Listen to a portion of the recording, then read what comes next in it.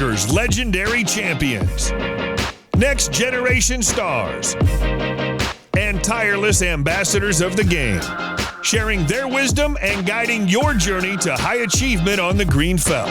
This is Chasing Poker Greatness with your host, Brad Wilson.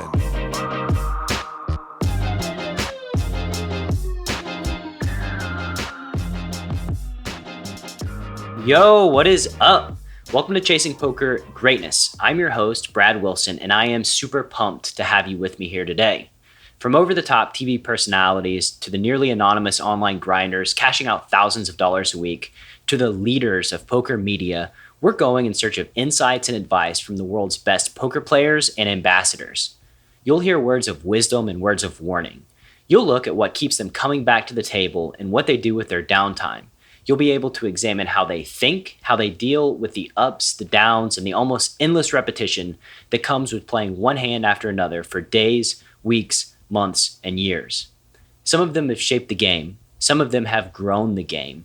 Some of them have changed the game. All of them have one thing in common. Each of them, in their own way, has achieved poker greatness. Today's guest is live cash game crusher and online personality, DGAF. DGAF is one of the best professional live cash game players in the world. He's been playing poker as a pro since 2007 and claiming that he's going to quit since about 2012. He's a personal friend, someone I've had the pleasure and the honor of doing battle against on the green felt throughout my own poker career. We talk about what got him started with poker, how he became a professional player, and his thoughts on eventually getting out of the game.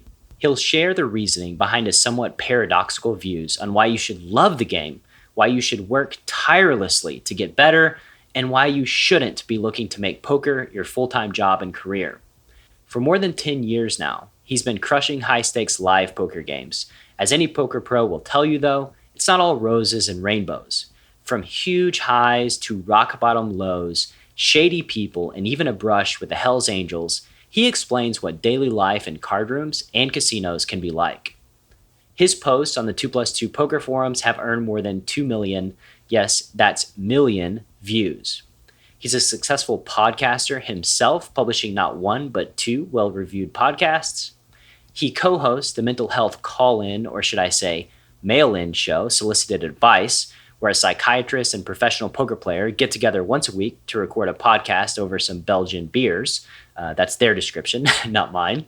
He also headlines his own podcast, DGAF's Poker Sessions, where he chronicles his adventures in an attempt to get back to even from $250,000 worth of debt with no bankroll.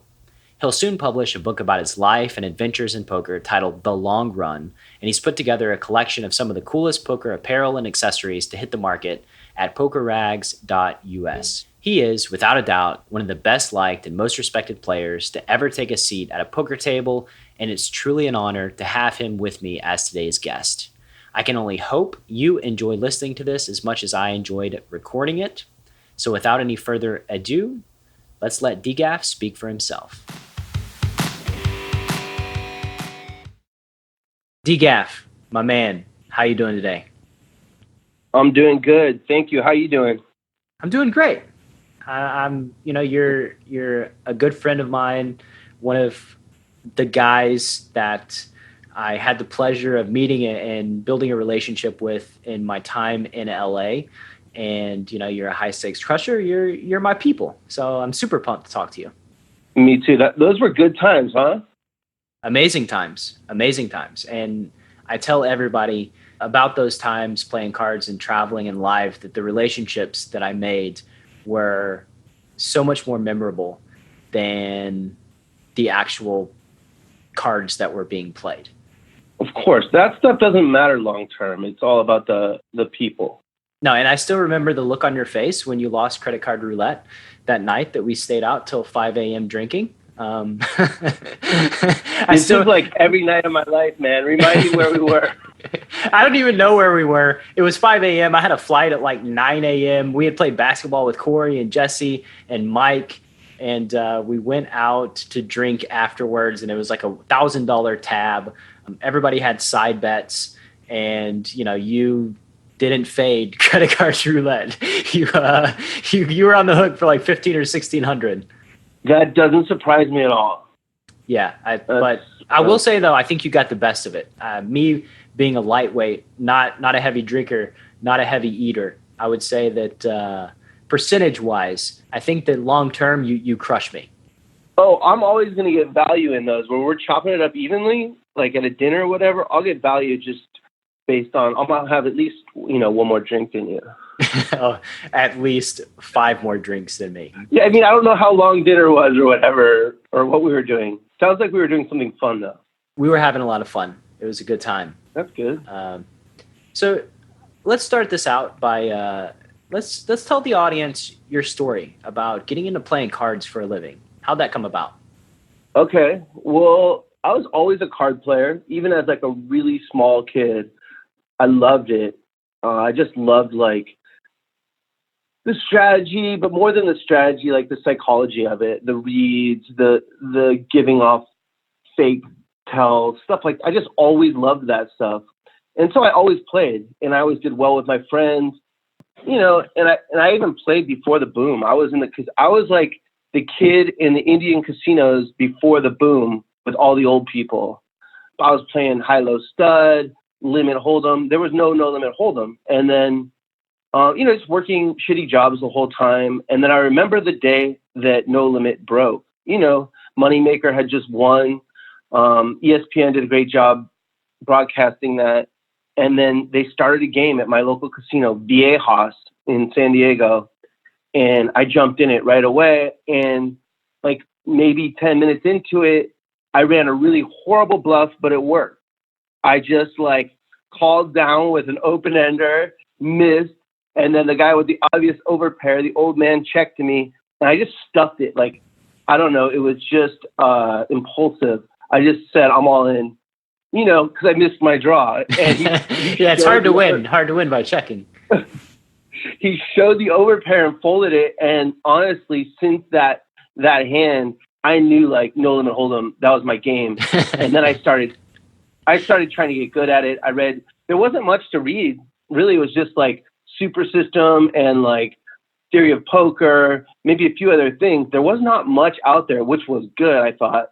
But I got way into it. I was keeping, even back then, I kept track of every session. I wrote about every session.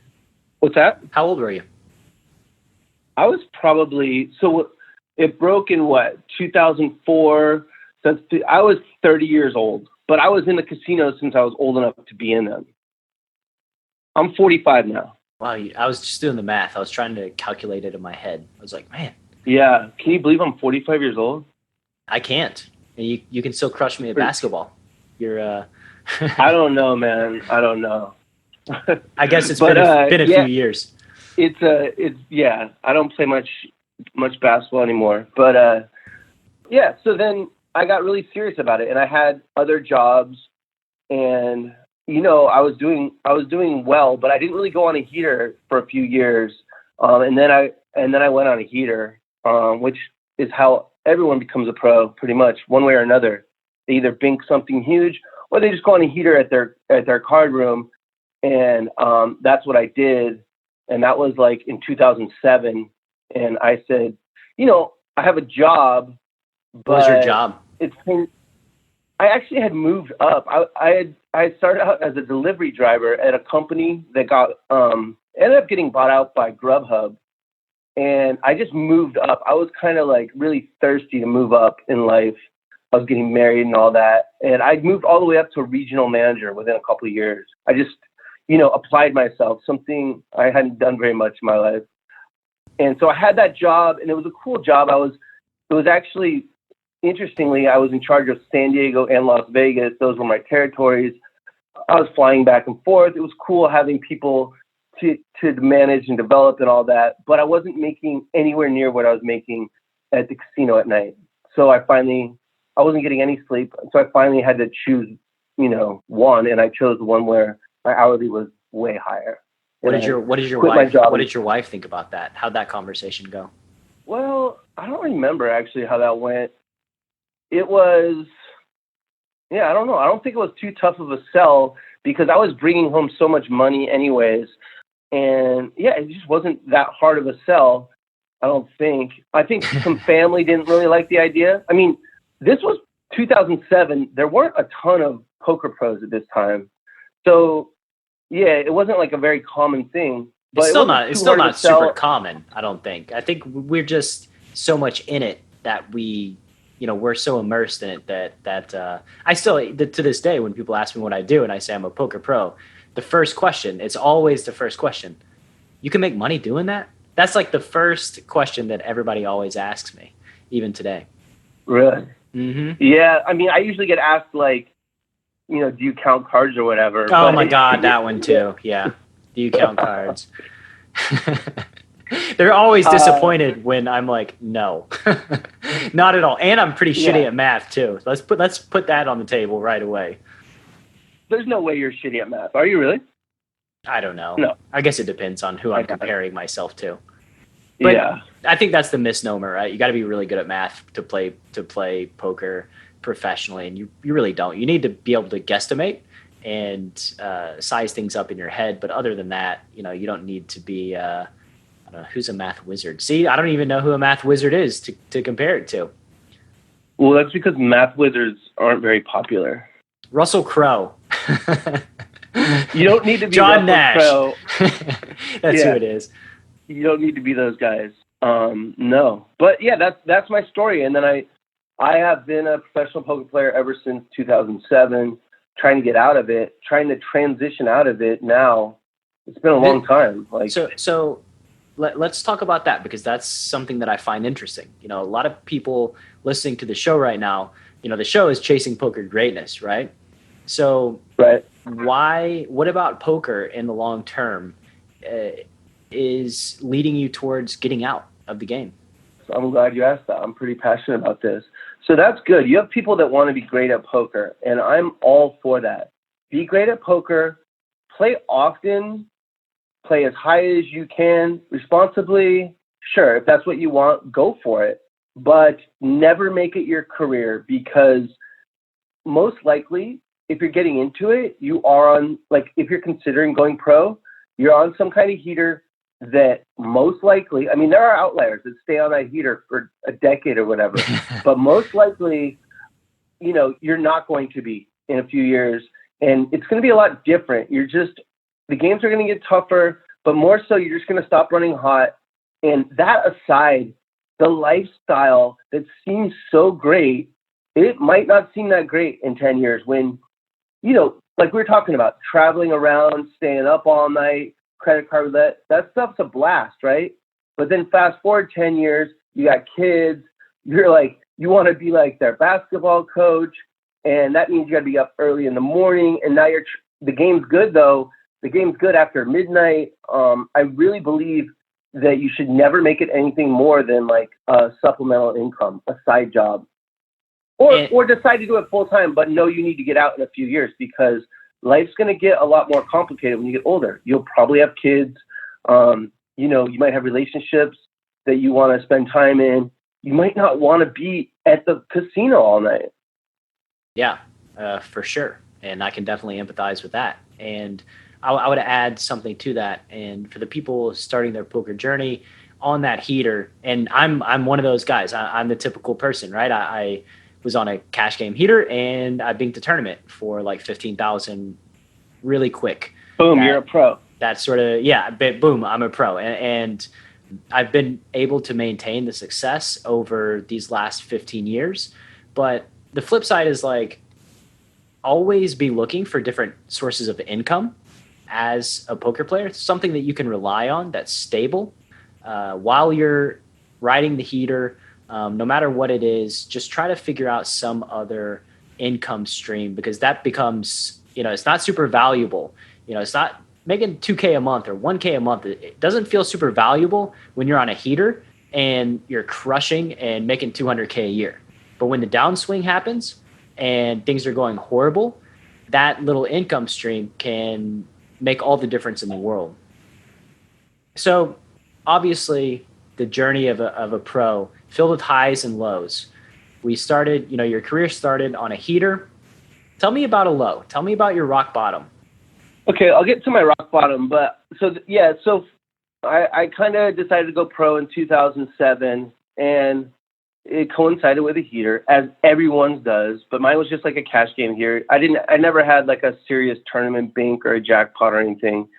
I mean, a lot of pros win a jackpot and then they become a pro and then they learn how to get good at poker. But anyways, so that was fine. And then I was kind of actually like running too hot in my local casino and just annihilating it, like winning every single day. And people got sick of me, even though I was very like, I wasn't smug at all. They got sick of me just winning all the time and actually taking it seriously. And there was only like one or two other pros. And so I decided to move to Vegas, like a bigger pond. I was kind of pushed out of that casino. How do they push you out? I had like, it was weird, man. It's like a really like, you think your local casino is like very friendly, but if you start winning real money in there on a daily basis, you're going to find like the ugly side of people. And a lot of the nice recreational players were like, no, you need to go find a bigger pond. And also one of them that wasn't that nice, some like ex-con guy, he like threatened to kill me. Like he was so upset that I kept. How did that go? Like, what did he say? He would say stuff, and I've never been the best at just brushing that stuff off. And then one day he brought in a Hell's Angel to kind of like scare me or whatever, and like sit behind me, just being kind of weird. And luckily, I knew some really shady people myself, so I called them, and they two guys showed up that, you know, I was going to be fine. But it was just kind of that. It got, even if I wasn't, if nothing was going to happen, you don't need that kind of stress in your life, that kind of negativity. Yeah, it was just time for me to, I also learned at that point, you should always bounce around if you can. You don't want to be in the same room winning all the money all the time. So I really learned the value in bouncing around. Went to Vegas. There's lots of casinos. It was an adjustment. The players were better, but the mistake they made is they sat deep, and you could exploit that plenty. And so it actually, I didn't have any issues until 2011, and I still won like teacher money or cop money, whatever you want to call it. But my expenses were a joke. They were like, pro athlete expenses, because that's what I was used to making. Yeah. And so that was enough to bust me. Even a winning year, like a teacher salary, whatever, that busted me because I was spending so much money traveling, having a kid, just being irresponsible with my money, how I always was. Right. Yeah. So then 2012, I, decided to get really serious about poker again. I didn't drink at all that whole year, aside from like 4 times. And it started out rough. I was playing very focused, but that, sometimes that doesn't matter, right? Like, you can play as focused as you want, but if you're not getting any cards and you're running bad, it won't matter. But then luckily I did start to run better, and I had a good year. And then the next year I just kind of returned to myself, having fun and building the good games. And I had a great year. I played so that was it. In 2011, I busted. By 2013, I was flush again. I was playing heads up. Anyone that wanted to play heads up, and I was on a heads up heater in Vegas during the World Series. I would have them announce it over the microphone. Anyone want to play heads up for any amount, no limit? Come see this idiot that's drinking at this table right now. I swear. I would have them say like exactly that. And I would get takers, and I was on a heater. I was playing anyone, and yeah. And then, but, I just, like you said, it's good to have those other streams. It's good to put money away. I never did either of those things. I didn't really learn my lesson, which it sucks. I wish I had. And by 2017, then I went through what I wrote an essay called The Abyss, where I talked about, and I'm sure you've been in it long enough that you know this feeling. You can't win with any hand. You know that, like, they're going to flop a set every time. You get it in with aces against ace jack offsuit pre, and you really need to win. You know the guy's going to make a straight. It's just like, you know that feeling, right? It's this feeling where you get aces, right? And you're like, okay, I have aces. You 3-bet pre, and the flop's like deuce 4-8. And you bet, and before you bet, you're getting check raised. It's like before you bet, you're fucked, right? And then you bet and you get check raised. And like, yeah, I mean, like variance is a bitch, and you can always run worse than you can imagine. And that's what I did in 2000. 17, just like I'm not kidding, like 40K in the middle, the guy has one out. We're all in, one out, going to the river. Just lose that. And, someone who's never had much of a bankroll, I've always just, if I have money, I spend it. I take care of family, friends, whatever. You need 5K here. Pay me back if you want, whatever. It's not correct, but that's the way I always was. So then, 2017 was worse than I ever could have imagined. Like, so many, I just would get it in really, really good. When you're running hot, you get in with 80%. You just expect to win, and you win. But when you're running horrible, you don't win. Like, you just lose to that 20% over and over, or 10%. And the thing that happened there is my kind of vicious cycle was win money, spend it, then start to run bad, need to borrow money, win back, pay back, same thing. And then in 2017, I ran so bad for so long. I had my first losing year. I thought I could never have a losing year. I didn't lose much. I lost like 20K or something. I lost more than that in one hand, where I was 98%. But that's enough. If you have big spending habits, and now I have 2 kids at this point, and going through divorce and all this shit, yes. And I've been battling since. I have not run well since. I've run better, but it's just been a struggle. No heater in the last 2 years. And also don't have the capital to play as big as I like. And I just do much better in big games than I do in small games. Yeah, it's brutal. And the flip side of the downswings and running bad is also true, right? Like, when you have 80%, you expect to win. And then you start telling yourself this story in your head, like, you're obviously on a heater, you're obviously crushing, but you're telling yourself, I'm not running that great. Like, I could do this forever, of course. Right? I'm not running that great. And then it's only when you get smacked back down to reality that you realize, holy shit, I would give anything to run that good again. Variance is the hardest thing for like the human mind to grasp. We want there to be a reason for everything, right? Like, I'm crushing. Oh, that's because I'm playing well. I'm eating well. I'm getting good sleep. I'm studying, all this stuff. And there's some truth to that, but there's a lot of like randomness in life, and tons of it in poker. And that's the hardest thing. It's just a little unsettling to realize so much of what happens is just random, like all the top pros right now that you see crushing, they're all on heaters. That's just the way it is. Not one of them is running even, and certainly not below expectation. Yeah, it's definitely a mind fuck, the game of poker.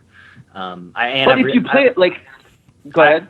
I was just going to say, I've learned too that over the years that like expectations, I feel like expectations are when you're going to get your ass handed to you. Like when you say, I'm going to have a 50K month, and you expect this, you expect to win, you expect to, I'm going to play, 60 hours a week, and I'm just going to crush, and I'm going to make 200 an hour, and that's what I'm going to do. And you have this expectation. That's when the poker gods have always smacked me back down to earth. And I always try to keep in mind, like, just do your best day by day, take it day by day, hand by hand, just keep doing your best and keep doing your best. Don't have expectations, take what comes, and just forge forward. That's a good mindset. And also, when things are going really bad, there's only one thing to do, and that's take time off. That's the only thing you can do, right? Because suddenly people that you used to just like destroy at the table, now they're feeling very confident against you. They're playing much better against you. There's a little blood in the water. And it's like people that you used to just own are starting to own you a little bit. And so that's when, in your confidence is shot, you need to take time off. But if you haven't set up for that moment, you have to play. Like, you can't justify not playing when you have bills to pay and you have people to pay back and whatnot. And it's just really rough. So yeah, nothing worse than feeling that way and wanting to, and having to play, but having no choice. It's bad. You're not going to play as well. It's also bad for your mental health, man. The stress of that, like, having to play when you really should be not playing. You should be doing anything else. You should be, letting all this stuff wash away from you, this bad run.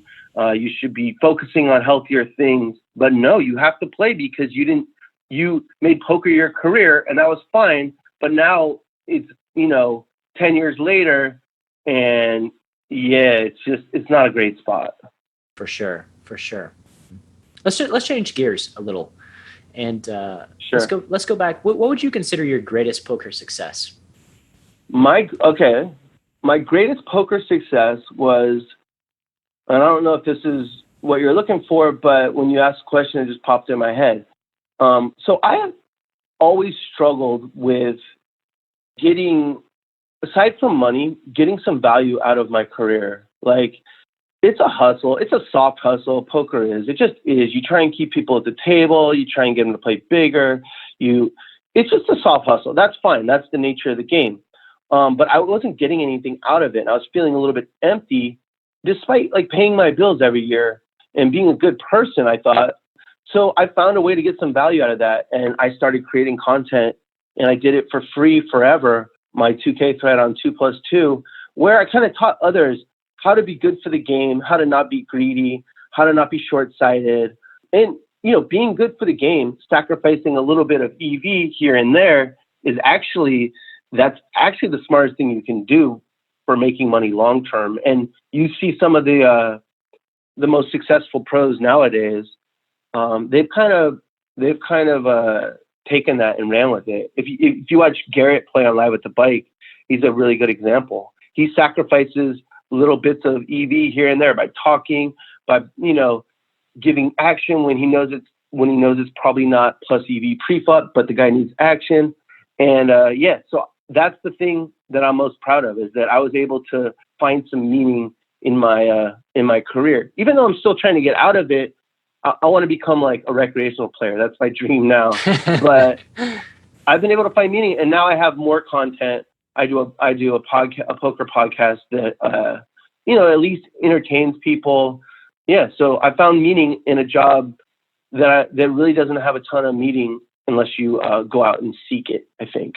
And yeah, this is my same struggle too, as a cash game professional and somebody that loves people and loves giving back and loves taking care of people.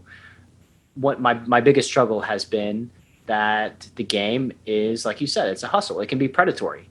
You're not exactly giving back to society by taking people's money at a poker table, right? And so there can be that lack of fulfillment that you struggle with it, and I've struggled with that too. And making podcasts and creating content for me as well, giving back has filled that fulfillment. And I've also learned over the years too that even recreational players and people that play for a hobby, they do get value when they play cards. They have fun. They get that rush of the gamble, even if they're consistently losing. So it's not a completely empty thing, but the struggle, I definitely empathize with that struggle. I've felt it myself for a long time. Yeah. So the thing you're talking about, that's step one is, so if you are going to be a winning player at the table, you got to give something for that. And so you don't have to be an entertainer. I kind of am an entertainer, but you don't have to. I think you should be. You got to be an entertainer. Yeah. Like, make it fun for these guys. Right. But you have to at least be pleasant. Like, you always show up, and I can't tell if you're on an upswing or a downswing. You show up, you got a smile on your face, you're happy to do a flip, whatever. You're just like, you're talking, that's step one. You have to give something if you're going to be at the table taking money as a winning player. And that seems basic, right? And you and I have gotten that for a long time. And a lot of pros do, but a lot don't. A lot just sit there and think they're just going to take from the game and give nothing to it. And that's really bad. Those are what I like to call nits. And we don't like nits. And no, you got to think, you have to take into consideration too, the long-term sustainability of the game. If you're a dick, if you're an ass, when you sit down to recreational players and you talk trash and you don't give any value back, why do they want to continue playing poker? If everybody in poker is like that, all the professionals that are trying to win money, all of a sudden you're just going to have 9-handed games filled with a bunch of miserable human beings. And that's the death of poker. Right. That's the death of poker. And even for yourself, like, sure, when you become a poker pro, you quit your job or whatever, and you're a poker pro, you're going to have a pretty easy time going in there laser focused for the next year or two, maybe 3 years, no problem. You're going to work out every day. You're going to eat healthy. It's your new job. You're excited about it. But 10 years down the road, 15 years down the road, it's going to lose the luster. You need to have that time go by. And so what better way than talking to people, giving away tiny edges here and there, because you're not focused on every little thing they're doing, but, you know, you're able to sustain, you know, your career by not being so cutthroat. Really. And there's side benefits too, right? Like my relationship with Max is a side benefit of just trying to be pleasant and talk to people and develop those relationships. Like, especially if you play high stakes poker, you're surrounded, you know, a recreational player, there's this thought. And I hear the idiot pros say like, oh, they're dumb, they're horrible, blah, blah, blah. And I'm like, this dude is so much more successful than you in life that he can come here and play high stakes as a hobby. Like, this guy has so much value. He's so smart at business. He's an expert. He's world-class at what he does. And just talking to people, like, they're happy to share information about what they're world-class in. So, you know, there's value in just talking to these human beings that you're playing cards with, getting to know them and building a relationship. And a lot of guys, it's weird, but when you do that, and they know, like, I've never said, you know, I'm not a pro. I've never pretended to be like a recreational player, right? I just, I don't think people are stupid. I sit down, I'm shuffling the chips, I'm paying attention. They're going to know, like, they're not foolish. So I'm very upfront about that. And like, when you're pleasant to people, you beat them in pots, they're not actually that mad. Like, some guys are like, oh, you know, nice hand, you know, and then they just rebuy and life goes on. But, building those relationships with the businessmen, with the successful people, is part of the journey. The journey should be enjoyed. Poker is not always just a means to an end. So value that. Yeah, I mean, just on many, many levels, it benefits you to be a good human being, a good social element to the game. You know, it benefits you financially, long-term, getting that action. Emotionally. And just inside, you don't feel like a piece of shit when you leave every day. And yeah, that's the cringiest thing ever, is when someone who thinks they're really good at poker, but likely is just on a giant heater and has no idea, thinks that makes them a better person than the person that doesn't really give a shit about poker, that's just there to gamble. That's really cringy. I feel you on that one. Yeah, and it's very common. I've learned actually that the higher stakes that I've played, the less that kind of goes away. It's of course. The higher stakes pros intuitively know exactly what we're talking about. But if you want to go get berated and watch people get berated, you know, go to the 1-2 game. There's tons of berating there. I was playing poker for 60 hours a week at Commerce in the high stakes games there, and nobody ever said a word to me. I went and messed around at a 1-2 game one night, and I got berated 4 times in 3 hours. Right. Oh yeah. You were probably just like giving it away, right? Yeah, I did not care. You know, like, whatever. Like, I'm used to playing 10-20 and 20-40 no limit. Like, this is fun to me. It was me being a recreational player and just trying to have fun. Of and course. These guys are fucking and ruining it. You're giving back to the community, but they hate it. Play right, man. Play right. They hate it. What is up, you future star of poker, you? Coach Brad here, and I just wanted to take a moment to let you know about PKC Poker. If you're sitting there wondering, why is Coach Brad promoting this PKC Poker app thing? Allow me a moment to explain my why. Battling in cash games has been my livelihood for the past 15 years. It's how I survive and put food on the table, which makes it imperative that I either test out or seek qualified opinions on all of the poker platforms on the market. One juicy find can mean the difference between a meh year and an amazing family vacation in Hawaii kind of year. With that said, I've tried almost all the major poker apps on the market to date, and despite the hype about amazingly juicy games, I've come away from the experience unsatisfied. I was just never able to find amazing success against seemingly weak competition, and in one specific case, was getting outright destroyed by passive villains playing more than 50% of their hands. What the heck was going on? After many evenings sitting in the bathtub, wondering if I had lost it, I finally dug into the data and learned something that shouldn't have been too surprising to you. These dudes were colluding and super using their pants off. So I swore off those free money, decentralized devil apps and decided to go back to my more familiar streets of Ignition. It was then that I was contacted by a good friend of mine who turned out to be the vice president of worldwide operations at PKC. Him and I had a long, in-depth conversation about security, the ecosystem, and the future direction of PKC, and he managed to convince me to give it a shot. That shot turned into an incredible 6 months with an hourly rate that's about 5 times what it would have been playing on any other US platform. As it turns out, I didn't forget how to play. I just needed a level playing field to return to my crushing ways. I have no doubt that you, my community, my audience, is going to play poker somewhere, and I want to be damn sure that you don't go through the pain and frustration I felt by messing around with any poker app besides PKC.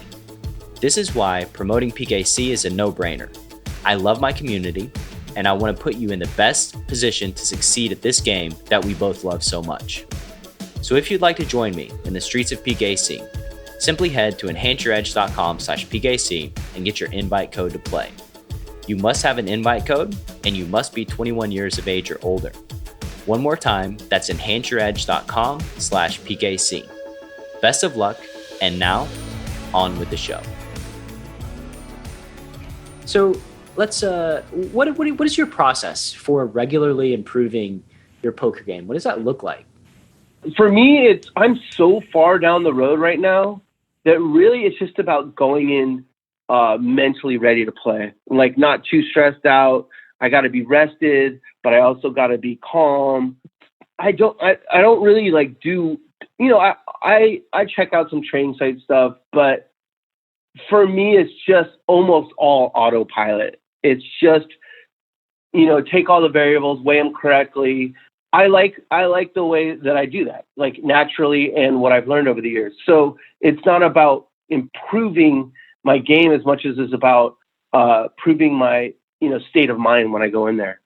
Does that make sense? Yeah, it's performance related. I can autopilot like almost every decision, almost every night, and that's fine. So the key is to just do that and not get too fancy, not like overthink things. And yeah, I don't know. It's not a very flashy answer, but that's the answer. Hey, we're just looking for the truth here. Your truth. DGAF's truth. That's it. What's some common poker advice you hear that you completely disagree with? Well, tell me some of the advice that's going around. I don't know the advice that's going around right now. Play GTO. I think that's some advice that's pretty prevalent. You always want to play as close to GTO as possible. There it is. The biggest like fallacy is trying to make online poker the same thing as live poker. Online poker, you're going to get a lot of volume in, and you can track what people are doing, right? Like you can know their tendencies in different spots. Is that correct? You can still do that, right? I don't play online, but you can still do that? Yeah, you can. Okay. Live, you will never, ever, ever get a sample size, an adequate one, against anyone in any certain spot. So to balance everything, I think you should come from a place of balance. You should understand how to balance your range, etc. But if you're wasting money, if the guy's just not going to fold, and don't bluff it. And you're betting you have bluffs in your range, that may be great in theory, but it's really bad in practice. Oh my God, So I completely agree with you. You can't make live poker's different. It's just not online poker. Online poker is very technical and very theoretical. Live's just a lot different. It's very psychological. And even in both of them, there are spots where, you plug it in a GTO, and obviously GTO, a solver is going to have you bluffing a certain percentage, right? But I know. Right. I can look at this dude and say, this motherfucker, if I bet his firstborn child, he is not folding here, right? It doesn't matter. Of course. So I do not want to have bluffs in my range. Like, just play exploitive. And it's not even exploitative, actually. It's GTO. If you know that the dude's never folding, GTO will say, never bluff him, right? It's just all about data. Of course. And collecting great data and playing optimally that way. That's a good point. That's something, It's a little thing that I'm a little ticky-tacky. I don't think there really is exploitation. I just think there's bad data that you input into a solver. Yeah, I like that. I mean, there are certain things there are certain things you need to balance against like the reasonably perceptive players. Your opening sizes, your c-bet, like so a lot of the things. Like my favorite exploit is these guys that will pot control every one pair of hand, and they'll c-bet just a very polarized range. Like they don't have it, they'll c-bet, or they flop a monster, they're c-bet, and that's just really easy to play against. You just raise them. So yeah, raise the shit out of them. Like float or raise, yeah. But that's so that's there are parts of the game you do need to balance and all that, but a lot of it you don't. Like you said, that guy just stacked off. His wife just called him and pissed him off. He's been drinking all night. And if you're going to have bluffs in your range on the river, you're a fucking idiot. Like you better have it here. Yeah. And that's where a lot of people go wrong, trying to force it when, just dude's not folding. And there are absolutes in a lot of these spots where dude's not folding. And then the flip side is dude's never calling. So exploit the fact that he's just folding too much. Then you should, when you have the hand, you just shouldn't bet as much as when you don't have the hand. Exactly. To me, that just seems so basic. Yeah, I mean, I've done that forever. It's, like the Doug Polks of the world will not agree with that, but that's fine. It just it's common sense. Like, and you're saying it is GTO. It's just the data that is in there to say have bluffs in your range is wrong. Right, exactly. The data that you're inputting is wrong, and so the feedback's wrong. But like in live poker, you talked about betting small versus the weaker ranges, which like I've always done that too because it makes sense. Like if they're not going to call a 66% pot size bet, what bet will they call? Or on the flip side is what bet can I make that induces a raise with their bluffs, right? It's either those are the two things going on in my mind on the river.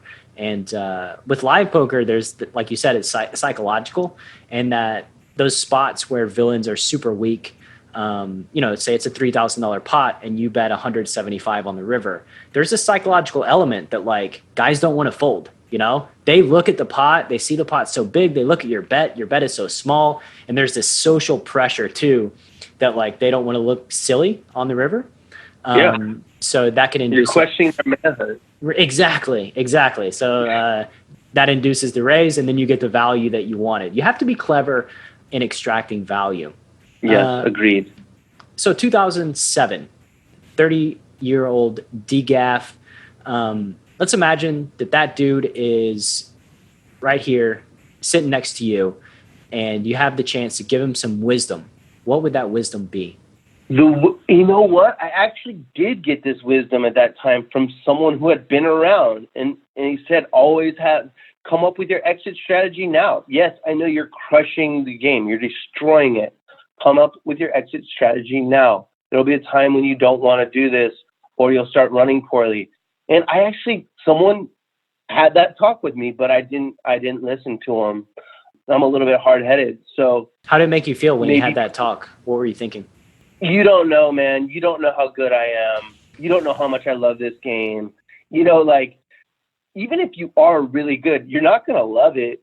Like, you're just not going to love it as much after 20,000 hours of sitting there and, like, hearing the same conversation, seeing the same nervous energy, getting hit and run all the time, just all that stuff. That's fine. It's fine for the first few years. It's even, like, it's kind of exciting. And then the luster wears off. So I would say, okay, you're not going to listen to me because you're fucking hard-headed, but, you'll remember this conversation that I'm right. Like, you should not make this a long-term career. Go ahead. You can play full-time when you're in your 20s, whatever, but just know it's like a 3-year thing or whatever.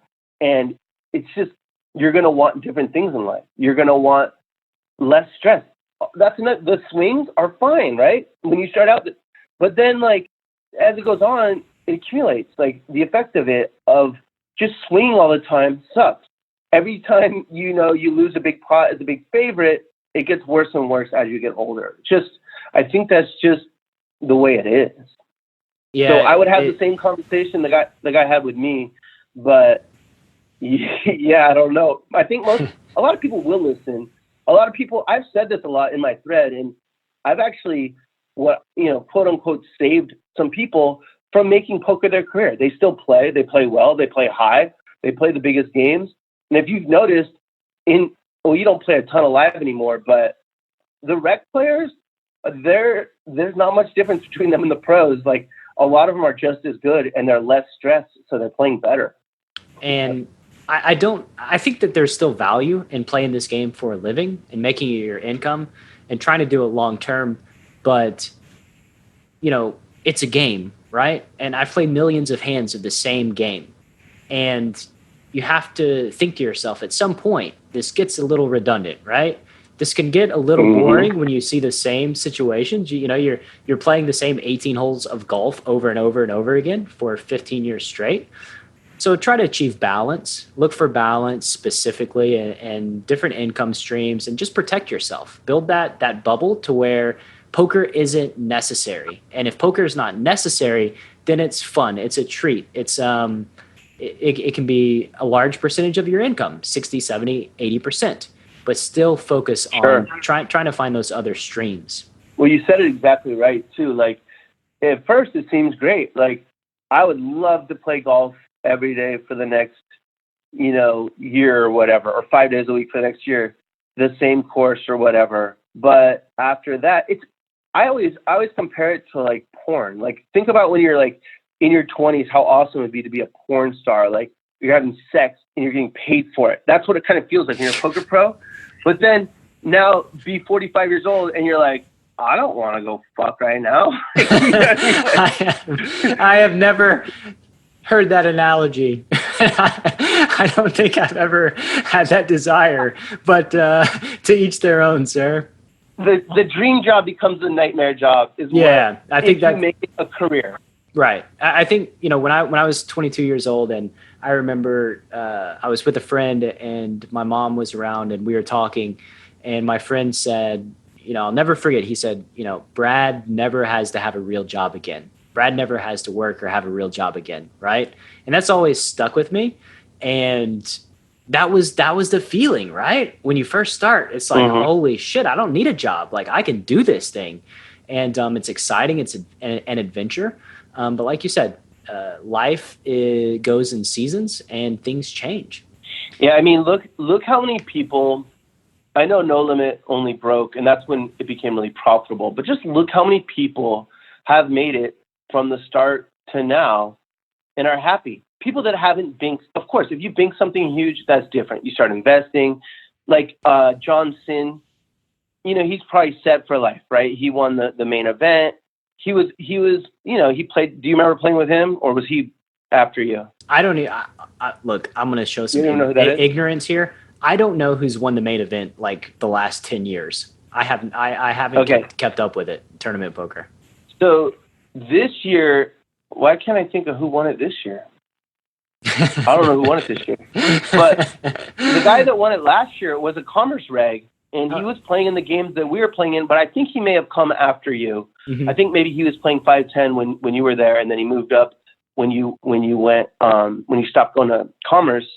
And so he had a huge bank, right? And I imagine he's investing.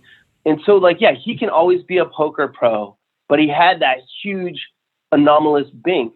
But how many people just grind and are happy 10, 15, 20 years later? None. Like, they all get into something else. I'm into content now. I'm trying to monetize my podcast. You're doing other stuff on the side. Every single person that stays in poker does something else. So why not start that thing immediately and never dive all the way in? And it's an interesting thing. And I love poker. I still have a lot of love for the depth and the strategy in the game. But at some point, when you have success, sustained success, it can get a little boring. You want a challenge, right? I think professional poker players thrive on challenges. They thrive on overcoming obstacles and doing these things and succeeding where lots of people fail. So when you succeed for a long time, you want to seek out other challenges to prove yourself. I think that's a very natural sequence of events. Of course. So let's just do this lightning round. There's a 23-year-old kid that's listening to this show right now in the audience who is, he wants to chase poker greatness himself, wants to give it a shot. You can give them one book to read. What book would you give them? Wow, that's a great question. I wish I was more of a reader, because I would definitely have them read some book about life that doesn't even have anything to do with poker.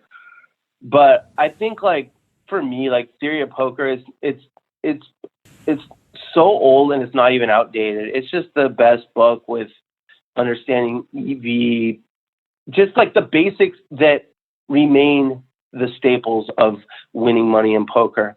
I wish I read more, and I would suggest some like great philosophical book, but maybe you could do that for that kid. But I can't, unfortunately. I don't read that much. Yeah, my books, all the books that I would suggest, and I've talked about it in my other shows, but Rock Break Scissors, I think, is my favorite by William Poundstone. I read it. It's about randomness and human beings and how humans are literally the worst random number generators. And yet we think we're amazing. And leveraging that at the poker table and just in life, that book was hugely beneficial and instructional to me.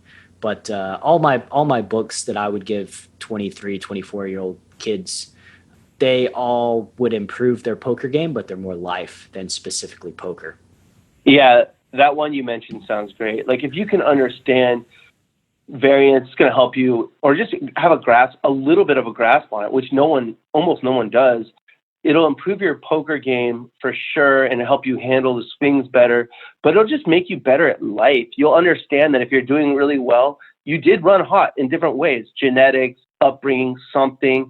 And if you're not doing well, you didn't run hot in some way, genetics, all that same stuff. And you'll just be more humble, and it's just a better way to live. So that's a great book. I would tell the 23-year-old to take Theory of Poker and throw it in the trash and read the books that Brad tells you to read. Oh man, we have this tendency I don't read poker books, so that was a tough one. And I don't really read. I'm too busy. It's so easy to focus and zoom in on the graph and look at like this downswing and think that it's the end of the world, instead of zooming out and looking at the big picture of things. And if you want to be a poker professional, zoom out, look at the big picture. Don't freak out when you lose 4 or 5 sessions in a row.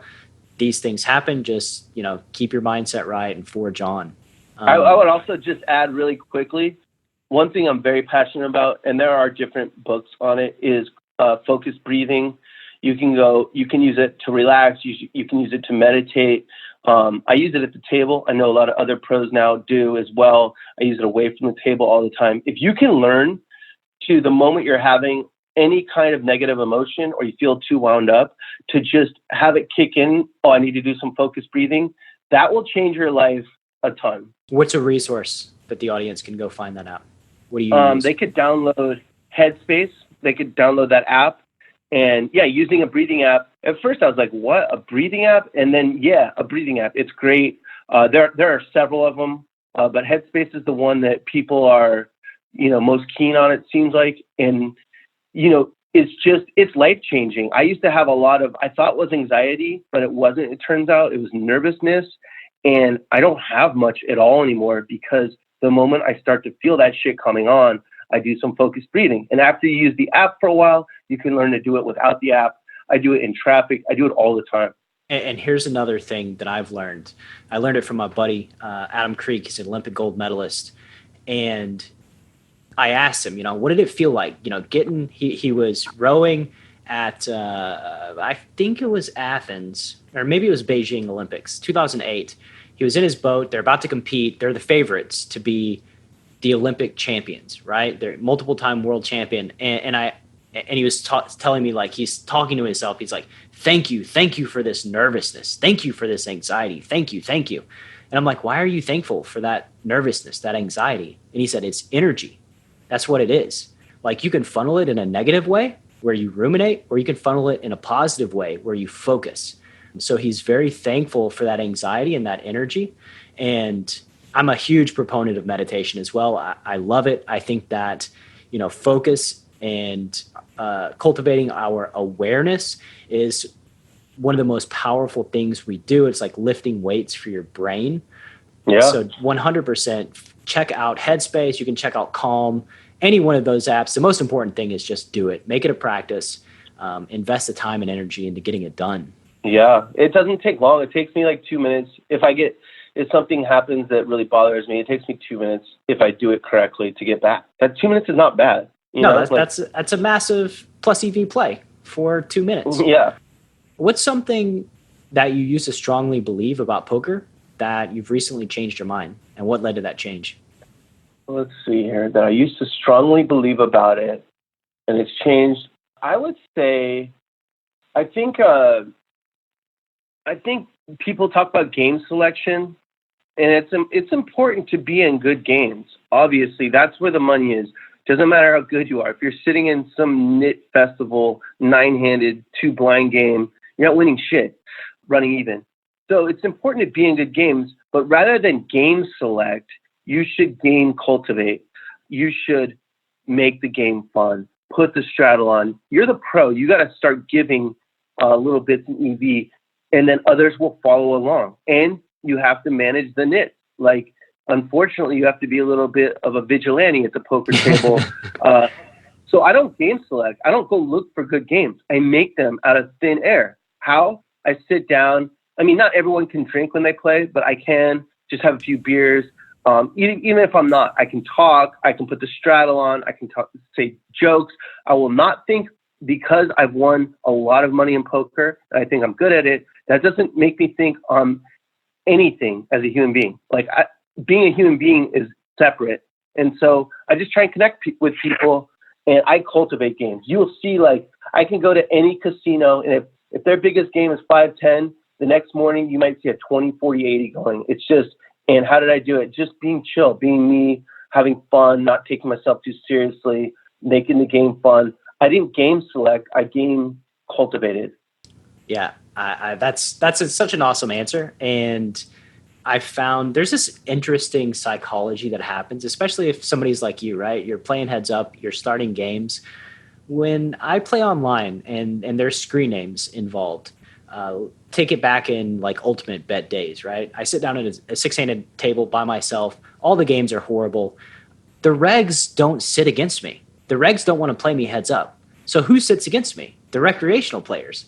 So all of a sudden I get 3 recs that sit against me, and then by that time the regs kind of see what's happening and they jump in, and then all of a sudden, you've created a good game. And also when I played a live tournament a few months ago, I don't play much live, and it's a tournament, and tournaments are weird in that everybody was so serious. Like, it was like, oh my God, like every decision was like the end of the world, right? But like, I just start talking to people and making jokes and like lightening people up, and all of a sudden people are laughing. People are splashing around a little bit more. The game gets more fun, and you always want to try to make the games as fun as possible if you can, because it's just a better experience overall. Win, lose, or draw, the experience matters. It's creating that game. It's creating what, the people that are there with money to lose and want the entertainment, and you're there, you got to bring the entertainment because you want the money. That's basic. So it's creating that for them. But it's also, like you said, standing up to the nits, and you can do that in different ways. Like, you can be a really good player, and if you're good for the game in other ways, I'm happy to have you in my game. But if you're bad for the game in any way, if you open the button, I'm never letting you, like, you're going to have to battle for this. And I know that, like, nits don't want to battle. Even if, sometimes they're going to have a good hand there, but they know to open wide, and they don't know how to battle with a wide range. So, but if this person on the button is cool and good for the game, even though they're a winning player, but they smile, they do different things, I'm not going to take like this super high variance. I'm just going to fold my fucking hand. But if you're garbage for the game, I'm coming after you every single time you open up hot. And eventually, yeah, you're right. Those people are not going to want to play. Yeah, it's very specifically, I remember a situation at Commerce. There was a week where I played a ton with Bruno Mars. Just, I don't know, probably love that guy. 40 to 60 hours of cards with him. And there was this one weird dude I can't remember his name. I do remember his name, but I'm not going to say it. But he was really weird towards Peter Jean, as Bruno Mars's name is. He was like trying to get him to look at songs that he had written. He had like moved up stakes. Really? Yeah, he had moved up stakes just to play against. I was going to say JJ Commerce, but now I think it's someone else. No, it's not JJ. It's not JJ. His name's Okay. Matrix. But yeah, it was really weird. And so that the dude built up, and he had moved up stakes, and he had built up like a 5K stack or something. And me and him get it in, and he's like being ultra weird. And I'm cool with running it twice, whatever anybody wants to do. I'm there to make the game fun. I'll do whatever they want. But when I got it in against that guy, I was like, no, one time. Like, we're going to run this one time. I'm going to bust you, and we're going to fill that seat up with somebody else. And that's exactly what happened. I busted him, and he left, and he couldn't pre-buy. It's a little bit uncomfortable being like, that's not being super confrontational, but sometimes you have to be, because you have to protect the game. The players run the game, and Bruno Mars is the shit. My favorite celebrity of all time to play with. I love that guy. Yeah. So go to the next one. But yeah, you did the right thing. Get rid of the fucking guy that's trying to get too much out of the game. Just be happy to be in the game, you know? Exactly. He wants to be a normal guy. Like, and I mean, as we all do, right? What's a project you're working on that's near and dear to your heart? I have several of them. I have a clothing company called Poker Rags. I have a book I'm writing called The Long Run, which is just the same idea as everything I've been saying in the last hour. And I have, a couple podcasts. My main project right now is Sessions. That's my podcast. It started out as just my poker story, and it quickly turned into my life story, which I'm on the comeback trail. I'm way at the beginning of it. Just, I've already told you that I've already done this before. This time it's taking a lot longer. It's just a very real podcast. The feedback I get is really incredible. If you just go read the reviews, it's insane what people are saying. And that's my passion. This is what I want to do. So this is Sessions. That's it, man. And I beg the audience, go check that out. You're one of the really genuinely amazing dudes in poker that gives back and gives everything. Not just gives back, but gives everything that he has to give back. And when they check out your content, they'll see that it resonates with a lot of people. It's very giving, very generous. At the end of the day, thank you. At the end of the day, because there will be an end of the day for all of us, what would you like your poker legacy to be? How would you like your community, your people to remember you? I was the one, like this is what, that, actually some old school guy told me this a couple of years after I moved to Vegas. He said, you're the first person I've ever known to absolutely crush the game and absolutely be amazing for the game. And that's what I want. That's, I looked at everything long term. I wanted to be a good person. I wanted to have fun in my life. I needed to win money, but I never got greedy. And I learned pretty quickly how to be good for the game while winning a lot of money. That's huge value. It's an awesome thing to strive for. And I have no doubt that will be what the people that know you well, that have played against you, that have battled, spent time with you on the felt, that will be what people think about. I can guarantee that. And final question, where can the Chasing Poker Greatness audience find you on the World Wide Webs? So anywhere you get podcasts, you can search DGAF and you will see the Iceman avatar. And DGAF under, Spotify, Apple Podcasts, whatever, you'll see that there. You can go to 2+2 Poker Forums and go to the medium, high, full ring. I have a thread that I started when I thought I was getting out of poker in 2012. That didn't work out so well. It has over 1 million views just in the middle of nowhere on the internet. It's called 2K, a poker story. Way too motherfucking long. Didn't read, obviously. Those just, or you could just search DGAF poker player. You could just put it anywhere in your browser and stuff will come up, my blog site. But really, if you want to check out the best that I offer, that's Sessions. But if you type Sessions in your podcast search bar, it might not work. So just put in DGAF and you'll see Iceman. That's Teddy Monroe, the black dude with the fake diamond encrusted headphones. And that's my avatar. Always has been, probably always will be. And all this stuff will be in the show notes as well. And we'll also blast it out on our social media channels so that you guys that, you member of the audience that's watching right now can easily find all of DGAF's content. Man, it's been an amazing time. I enjoyed it as always. Let's do a round 2, 100% in 6 months or a year. Would be very happy to have you back. Yeah, definitely, man. Thanks for hitting me up. Great catching up with you. You seem like you're doing well. I see those stacks behind you. You got a lot of red chips, a lot of green, a lot of black. Yeah. No, but thanks for having me on, man. Very cool. I liked you from day one, even though you were a really good player. And that's how it goes. After you're in the game for a while, that's not all you care about is how's this person as a human being. And I think that would be the legacy that I would want to leave in poker. I just want to be a good dude that, people had fun playing with, and that was good for the game and in the way that it made it fun, because that's what matters to me. I think you're on your way as well. Appreciate it, man. Thank you so much for listening to this episode of Chasing Poker Greatness. If you haven't yet subscribed to the show, please take a moment to do so on Apple Podcasts or wherever your favorite place to listen to podcasts may be. And once again, I also wanted to let you know about PKC Poker. If you're on the lookout for a new platform where the games are safe and secure and the action is amazing, head to enhanceyoredge.com/PKC to get your code and jump into the games. You must have a code to play as well as be 21 years of age or older. One final time, that's enhanceyoredge.com/PKC.